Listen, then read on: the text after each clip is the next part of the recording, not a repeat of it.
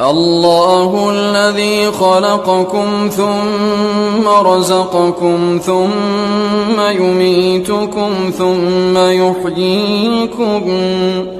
هل من شركائكم من يفعل من ذلكم من شيء سبحانه وتعالى عما يشركون ظهر الفساد في البر والبحر بما كسبت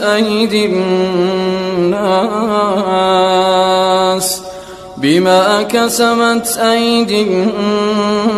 الناس ليذيقهم